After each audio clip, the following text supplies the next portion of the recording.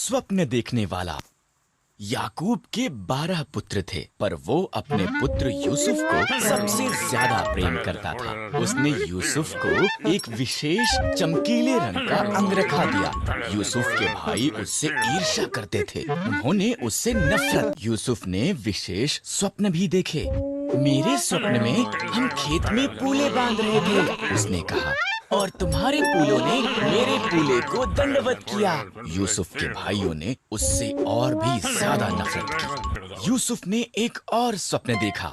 सूर्य, चंद्रमा और 11 तारे मुझे दंडवत कर रहे थे। उसके पिता और उसके भाई कुड़कुड़ाए। क्या तू ये कह रहा है कि तू हम पर राज्य करेगा एक दिन?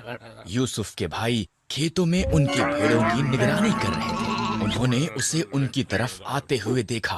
उन्होंने उसे मार देने और उसके सपनों का अंत करने की योजना बनाई। हमारे भाई को मार देना गलत होगा, रूबेन ने कहा। आओ हम उसे खाली गड्ढे में डाल देते हैं। इसलिए उन्होंने यूसुफ का विशेष अंगरखा फाड़ दिया और उसे गड्ढे में फेंक दिया। इश्माइली व्यापारी मिस्र की तरफ उनके मार्ग से गुजरे।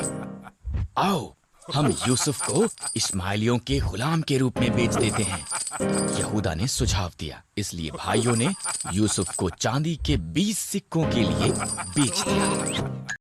भाइयों ने यूसुफ के अंगरखे को बकरे के लहू में डुबोया और इसे याकूब को दिखाया। मेरा पुत्र मर गया है, वो रोया।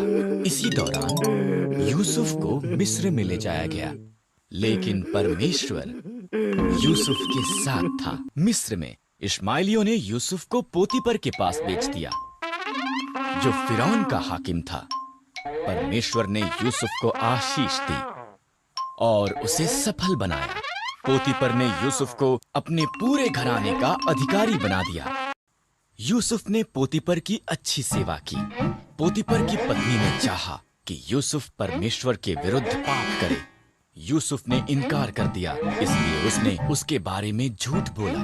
पोतीपर ने अपनी पत्नी पर विश्वास किया और यूसुफ को जेल में डाल दिया गया। 2 साल बाद फिरौन ने व्याकुल कर देने वाले 2 स्वप्न देखे।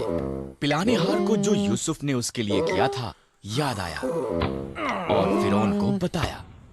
इस तरह फिरौन ने यूसुफ को बुलाया और उसे अपने स्वप्न बताए।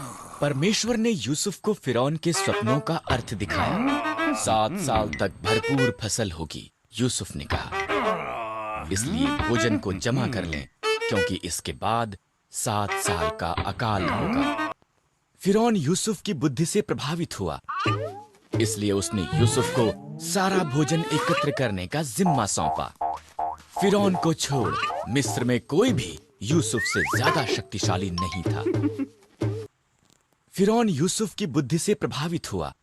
यूसुफ के भाई मिस्र में भोजन खरीदने के लिए गए। उन्होंने यूसुफ को दंडवत किया, पर उसे पहचान नहीं पाए। जब उसने देखा कि वो बदल चुके थे, तब उसने उन्हें बताया कि वो कौन है।